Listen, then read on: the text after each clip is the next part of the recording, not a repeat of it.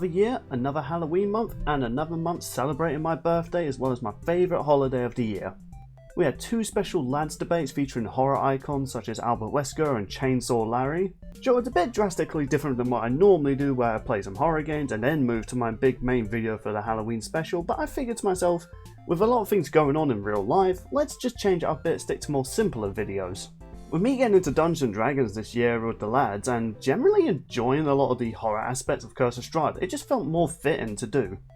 Now this isn't ruling out the chance for doing like those usual one-shot videos of horror games I find online. I just felt for Billy Ween, let's just stick it to simple, play some Dungeons & Dragons horror and do some lads debates that had a horror theme to them.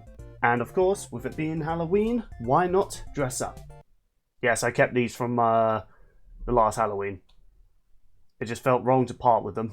So last year I did my traditional Billy Ween type videos where I played horror games and one-off games and gave my opinion on them, and then I led to a big old video.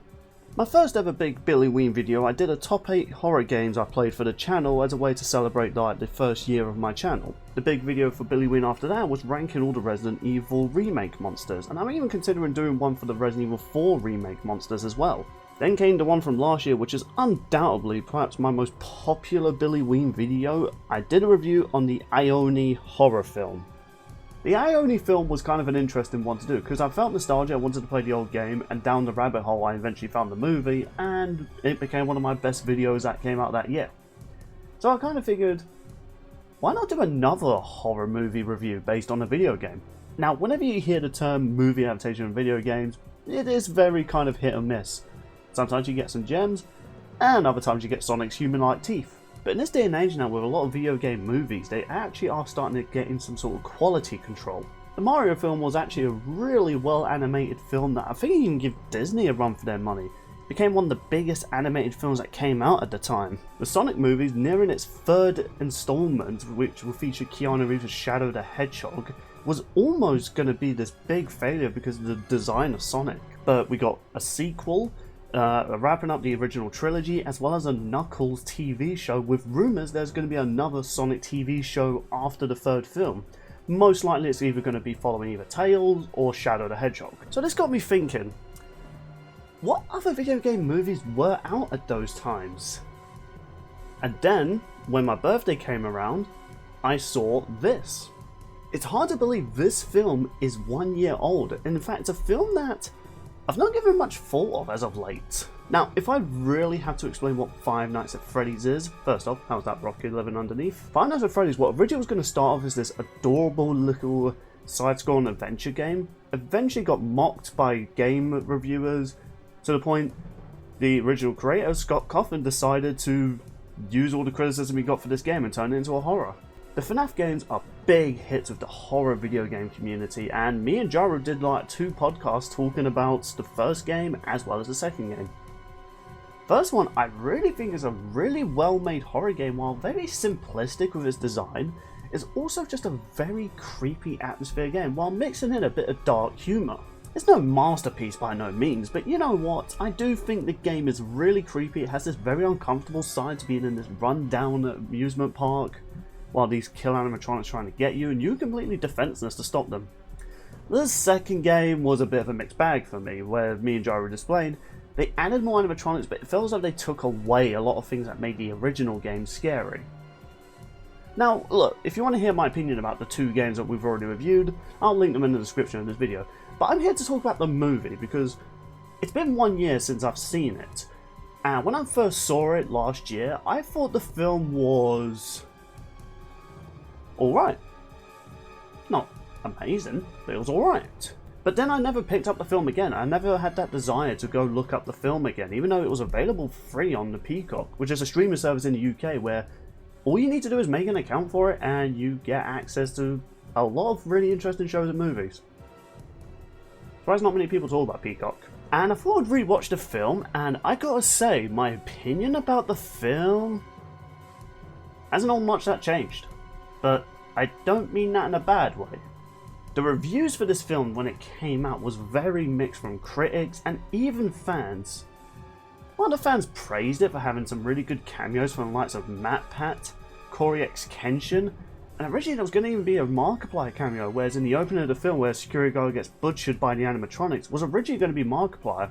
Reasons why he didn't do it though is because he was working on his own horror film, Iron Lung. But I figured, you know, since it's been 1 year, why not watch it and why not do a Billy Ween special on it? So here we are. Here is my opinion as well as review on the Five Nights at Freddy's movie. Now the very mixed opinion people mostly had on it was the main character, Mike Schmidt. Now the lore about Mike Schmidt in the original games is very strange. So in the first game he was just that random person that you played as, just going about his day. However, as the games expanded, got more sequels, Mike Schmidt sort of became an interesting aspect of the lore. Him being a victim of the animatronics from the sister location, as well as like a vessel for innards. And yes, he is literally a walking corpse. That little joke they had at the end of the first game where you got fired after completing it 100%, you were told you were fired because of damaged animatronics as well as foul odor. That being because you were a rotten corpse. FNAF lore is weird. However, in the movie, Mike Schmidt's definitely gone from a drastic design. Mike Schmidt in this universe is trying to find the kidnapper of his long lost brother. His brother got kidnapped during a family camping trip and he's been always trying to find out what happened. Mike Schmidt is being played by Josh Hudson, which I had to admit I never actually knew any of the roles he really did other than this film. However, when I was actually looking at his resume for this video, I found out he voiced both young Bruce Wayne and Superman's fake son in that one episode of the Justice League animated series. In the film, he was just an ordinary security guard for a mall and he saw a child which he thought at the time was being kidnapped by a very aggressive guy, only turning out to be the kid's father. I will admit, Mike Schmidt's definitely more efficient than most security guards in this day and age in shopping malls. Mike is eventually fired by his boss, played by Matthew Lillard. Mike, of course, needed work to be able to look after his young sister, who seems to be suffering a lot in school as well as mental health issues. Of course, the aunt, Aunt Jay, played by Mary Stuart Mattison, who is so spiteful she has a babysitter undercover for her just so she can look after Abby and try and find some dirt on Mike. I will admit, the whole story with the aunt trying to gain custody of Mike's sister, while it is a plot point, it does move the story. It's kind of pointless when you really think about the grand scheme of things. Now, of course, Mike's old boss tells him that there is an opening at this pizzeria place and they are in need of a new security guard. Given how the other one decided to be left on the cutting room floor. Of course, Mike, being desperate, needing money and to be able to look after his sister, volunteers to do this in a heartbeat. And this is another aspect I completely forgot about when I first watched the film. So, when Mike's in this restaurant and he has a tour of the place, he's trying to find an element to be able to fall asleep just so he can unlock that part of his memory to find out what happened to his long-lost brother. Now, I'm not a psychiatrist, nor am I someone who knows mental health well, but I don't think your memories are stored in your dreams. Now, don't get me wrong, there are people that do suffer from PTSD as well as suffer from flashbacks of like really dramatic moments in their life, and yeah, I guess losing your little brother would have a mental toll on you. However, trying to find your brother through these dreams to the point you're almost overdosing on sleeping pills trying to find him is a bit weird. Now, while Mike Schmidt in the games didn't really have a deep character, and it's just mostly the player just interacting with the world a lot of the time, he's kind of weird in this film. I mean, he's your average Joe, which, you know, that's the whole point of Mike's meant to be. He's not meant to be this really decomposing corpse that's just trying to get revenge on William Afton. He's just trying to find his brother, which, if we can avoid changes done in a lot of films, like Sonic being an alien from another world, or the Fallout TV show doing some minor changes to its lore with its characters, just to move the plot along, which is a really entertaining story, as well as having unique characters, I can pass the, Mike Schmidt just being a normal guy. And to be honest, I feel as though people have said, like, the story of Mike Schmidt in the game is a bit of an odd one. But most of the film, he's just asleep. And yes, the plot is he's trying to find his brother through his memories in his sleep. However, I just feel as though it's very tagged on and it's just really weird. However, now that we're at the pizzeria, let's actually finally start talking about the great aspect of this film, and it is the animatronics. I'll be honest, when I saw the posters for this film being advertised, and even when I saw some of the trailers, I was for sure that they were going to just use CGI for the animatronics. However, to my surprise, the animatronics are actually built from the ground up, and they're actually both suits as well as like animatronics used for certain segments. And supposedly from behind the scenes, these suits were heavy to wear, but the actors had to be guided on where to go because they couldn't even see out the helmets. Now, of course, they did have to use some green screen on the cast just so that they could hide the arms that were clearly exposed so they can look animatronic-like. But I gotta be honest, I can overlook that because it's just so good to see practical effects just making its way back into horror films. And you know what? These designs are so spot on from the games that I am impressed by it. I didn't think much of it when I first saw it because I was just too busy trying to understand the story, but I will be honest, it was just so great to see practical effects in this film, like the animatronics' eyes actually blink. They had to have different people controlling different joints of the animatronics when they weren't people in the suits. Eventually though, Mike starts having dreams where he was in the same park where he lost his brother, but he was also seeing children. Now if you know the lore of the FNAF games, 5 children were murdered and their bodies were stuffed in animatronics, and that led them to possessing the animatronics. Don't try and understand FNAF lore if you're not familiar with it. Now the kids speak to Mike trying to hint towards who is in charge of this, and one of the kids drawing a picture of a bunny rabbit, which I thought at the time was the kid trying to say that was Bonnie. However, it was actually foreshadowing Springtrap, which I have to be honest, I was actually quite surprised even on my first time watching that they were going to introduce Springtrap in the first film. Now, the story of the first game wasn't as deep as the sequels would inevitably be, because it was just you trying to go about your day as animatronics trying to kill you, but they did kind of give a hint that something happened, whether there was an accident where a worker got killed or there was a series of murders. It was kind of left up to the player's interpretation of what's happened, but it kind of tried to explain why these animatronics are bloodthirsty and trying to kill you. As the sequels went on though, they further explained that there were children murdered here, especially through those like 8-bit video game minigames that you can get when you died at certain points. Really helped expand the lore. Eventually Aunt Jay and Max, the babysitter, had a plan on to sabotage Mike's new job in the hopes of being able to get custody of the little sister, and by doing that they were going to wreck the place when Mike was asleep at his job and potentially get him fired. Again, maybe I missed it in both my watches. I never understood Aunt Jay's obsession with Abby. Maybe it's because she's the sister of the mother who eventually died later on in the story, but again, we don't really understand the connection. I don't quite understand her hatred towards her nephew. It's a bit of a weird one for me. And look, it's MatPat, and he's playing as Ness. Okay, I will be honest, as much as some of these cameos do kind of feel forced, I will admit there is something quite clever about MatPat's cameo.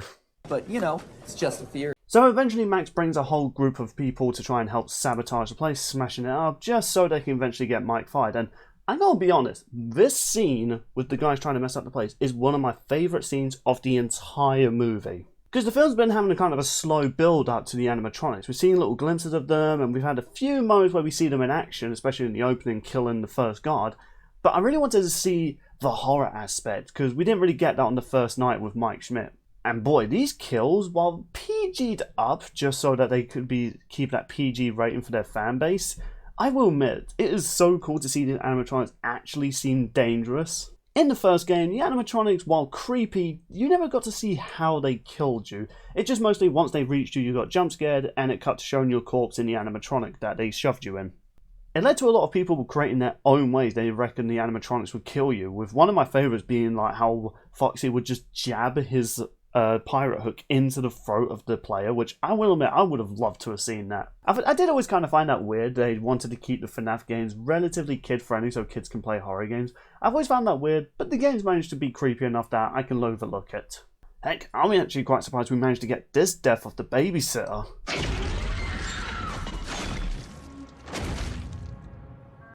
Without a doubt, this scene is my favourite of the entire film. The build-up, the typical cliche of characters splitting up, but obviously they're just trying to sabotage the place. However, it just makes them easy pickings for the animatronics.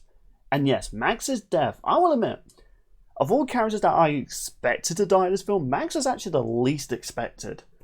And Jesus, is it brutal. Sure, you only see the death through the shadow of the babysitter, but however, just seeing the animatronic pull her in, biting her in half with a bit of blood spattering, and then you get a shot just showing her lower half just left there.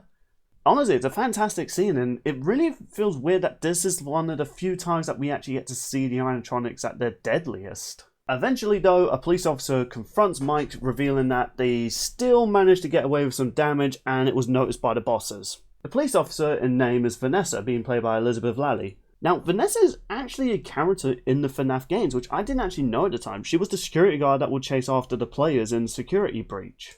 So it is actually kind of interesting. They're introducing a lot of characters very early in the game, especially with the theory that Vanessa is meant to be the daughter of Springtrap. I've not seen anything connecting the two, but as far as I'm aware, like, that seems to be the popular theory, that Vanessa is the granddaughter of William Afton. She eventually finds one of the empty bottles of sleeping pills and comes to a conclusion that Mike has taken drugs while on duty. This leads to Mike to open up, trying to explain to her what he's actually doing. Again, I'm not a psychiatrist, I don't know whether that's how the brain works, but as far as I'm aware, whenever I really needed to remember something, I never thought to go to sleep to hope that part of my brain would find it. Feels that easy, man. Finding my keys would be a breeze. Vanessa, choosing not to go further with this investigation, tells him to take better care of his sister and leaves. Now, at the time, I did think that was a bit odd. However, on my second watching, I can completely understand now, which eventually gets revealed later. I do think it is kind of weird, though, that they didn't think to try some way of making it more convincing why Vanessa didn't do this. It just seems kind of weird for a police officer to not do any of this, and especially with later on with her threatening to kill Mike if he puts his sister in danger. It does kind of contradict what she's trying to do, especially even the twist that happens later on. Max, of course, bit off more than she can chew and is not seen by anyone, so he has no babysitter to look after his sister Abby. So he decides to take her with him on the job. Now, at the time, there wasn't any animatronic signs from him. However, he did have a few creepy moments that happened while he was there. So I do think it is kind of weird that he would want to take his sister, though I guess at the same time he is trying to protect his sister from going to their aunt. So he's trying to do what he can to keep her safe. And this is when we get the most odd scene of the entire movie. So the animatronics that were shown by Vanessa to Mike eventually come alive, and you think they're going to hurt Abby, but it later revealed the animatronics don't want to hurt Abby, as they wanted to play with her. In the actual lore, the animatronics never harm children, they only harmed adults as they were killed by an adult. So it makes sense why they're more aggressive towards Mike, but not to Abby. However, we got a very weird scene. Of course, Abby, having so much fun with the animatronics, wants to build a fort with them, and so the animatronics get to work on building a fort in this very 80s-like kiddie building montage. Yeah, kind of weird we go from this scene not long apart from each other. I like it in here. Me too. However, Vanessa telling Mike that Abby's not safe amongst the animatronics because they seem rather protective of Abby and very dangerous. Vanessa, of course, knows the real reason, but is pretty much threatening Mike with shooting him if he doesn't keep her safe or away from the place. Of course, with Max not being available because she's kind of in two places at once, he decides the only thing to do is to send her to her aunt. Again, I think this is just that typical movie breakup scene where the main characters split up, but eventually they regroup just to take on the last threat. Mike, of course, still trying to find his brother, eventually crashing out again, meets the ghost of the children once more, and they have a proposition for him where they say he can stay in this world with his family, including his long-lost brother, or as long as he gives them Abby. Mike, being the best brother ever, decides to not stay in his fancy world and narrowly escapes meeting the same fate as the not Markiplier security guard. And I have to admit, it's kind of weird how he was able to easily escape just by pressing an off button. I don't know why, I always thought that was just kind of funny how he managed to easily escape that. And just randomly, after escaping the building, he's found unconscious and is left at Vanessa's old house or warehouse? I don't know.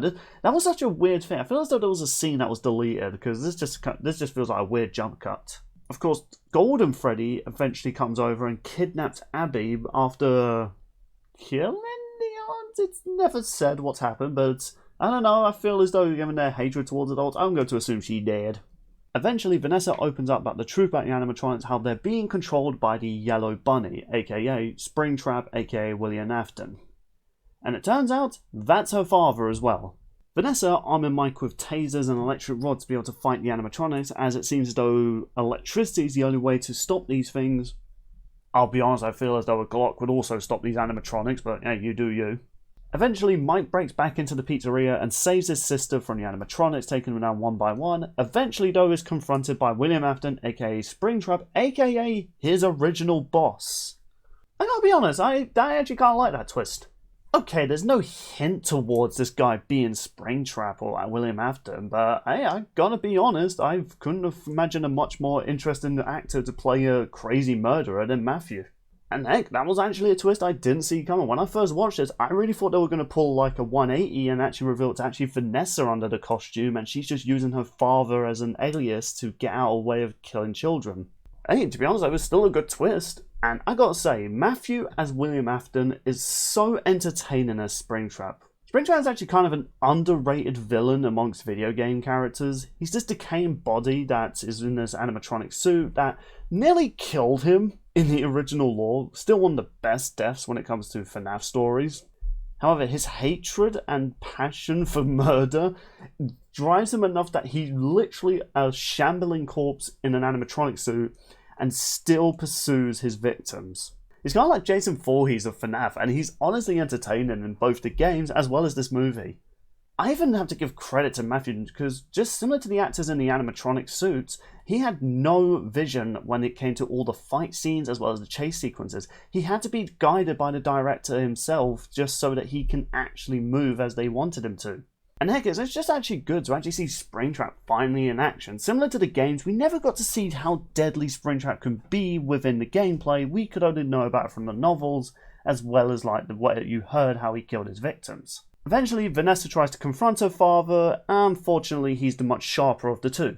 Eventually, Mike's sister gets the idea to reveal to the animatronics that this man is the one that killed him in the first place, and it works. Now, admittedly, the original story, the animatronics knew William Afton killed them, and they pursue this man until their animatronic suits are like decomposed and just scattered of parts. However, the twist that William Afton actually commands these animatronics, almost like some sort of crazy cult leader just to satisfy his sick bloodlust, honestly was a change I actually thought was more welcoming.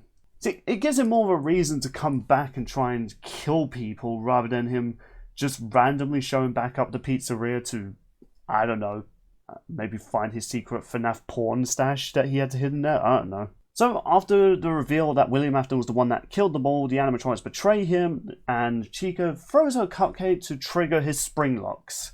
This is actually kind of foreshadowed by Vanessa when she was showing the spring locks in the suits, which in the actual FNAF lore, that was actually the case where the animatronic suits could be worn by people. They just had to stop it though, because it could lead to crushing deaths, such as what happened with Springtrap. Eventually, the Springtraps are activated in William Afton's suit, and they start crushing his insides. I will admit, I wish we could have gotten a bit more brutal, but I will admit, I do like how he squirms, and you can kind of see he's definitely in agonizing pain as the animatronics drag him back into the restaurant. I will admit, as much as the things I did enjoy in this film, I did think this one quote that FNAF fans are obsessed with was kind of forced in. I always come back. The line works in the concept of the games because when he first died and he came back as an animatronic, anytime the buildings were burned down, he's left for dead, that was the line he says because when he first died, he came back. And after death, he always came back. However, William Afton just saying it just randomly here as he's meeting his literal first demise just kind of feels forced, and it just kind of feels like they're just throwing that line just so fans can go, hey, I know that line! Well, regardless, it was a satisfying end to William Afton, and Mike and Abby are going about their lives. Abby's doing better in school, Vanessa is recovering in the hospital, and Mike goes about his life, with the ghost of the children watching over William Afton as he squirms in the back rooms, waiting to become the Springtrap for the inedible sequel that got announced not too long ago when writing this script. And that is the FNAF movie, and yeah, it's a good time. I will admit, after watching the Ione movie last year, I was almost kind of dreading this film was just going to be a similar case where it's just this really half-baked horror game movie adaptation. But you know what? I have to give so much credit for this film. This has so much work put into it. The actors aren't half-assed in their roles. The suits and the environment are actually built up from the ground up. They wanted to include people that put FNAF on the map with MatPat, Corey, and they would have loved to have got Markiplier, but he just wasn't available at the time. Even though he said he would have definitely been up for it, but of course due to scheduling issues, it just was not feasible. Sure, is the movie just a B-movie horror just with a lot of fan service in it? Yeah, and there are some scenes I feel as though they should have just cut out, or maybe they should have leaned more into the horror aspect like they did with the babysitter and her goons, but honestly, compared to the last Halloween movie I had to review for last year, this film was a lot of fun. I'm a sucker for films that have a dedicated crew that really want to put their A-game into it, and honestly, you can feel the effort this film put into it. This didn't feel like a cash cow or just a cheap way to gain loads of money. Okay, from a corporate standpoint, it totally was. But the work that went into this film, the surprising amount of horror they were able to get away with in a PG movie is actually crazy.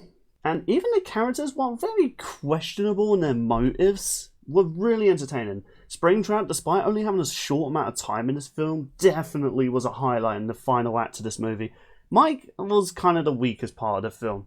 Yes, in the actual games, he doesn't have that much of a deep character backstory. I've heard in the novels they've definitely updated his character a little bit, but I kind of just still feel as though he's not that interesting compared to other characters. Abby and the aunt just kind of feel as though they're the plot device that just get the story rolling just so we can get to the animatronics. Abby's not a bad character by no means, but she's not a character I would have been shocked or saddened if she died. Same with the aunt, she just kind of felt like a lazy side villain just to get the story moving. I will admit, the humour in this movie was also very fitting to the first game sort of humour, with the little tutorial video that came out when Mike was first on his first day, very reminiscent of the phone guy that would call up about the place. But hey, 1 year later, I've got to say, the film was fun, and ultimately that's what I wanted. Sure, video game adaptation of movies, sometimes they are just simple fun pleasures. They're nothing deep or meaningful, but similar to the games, are we trying to find something deep or interesting about it? Sure, as games have gone on, we've gotten cinematic masterpieces after one another, but we've also gotten games where we just want to have fun. We don't want to think about anything, we just want to just put it on and play. And to be honest, I feel as though movies also can fall into that criteria. We don't need a deep story every time we fancy a movie. Sometimes we just want something fun. It could be scary, it could be action-packed, or it could be something stupid. We don't care, we just want it to be fun.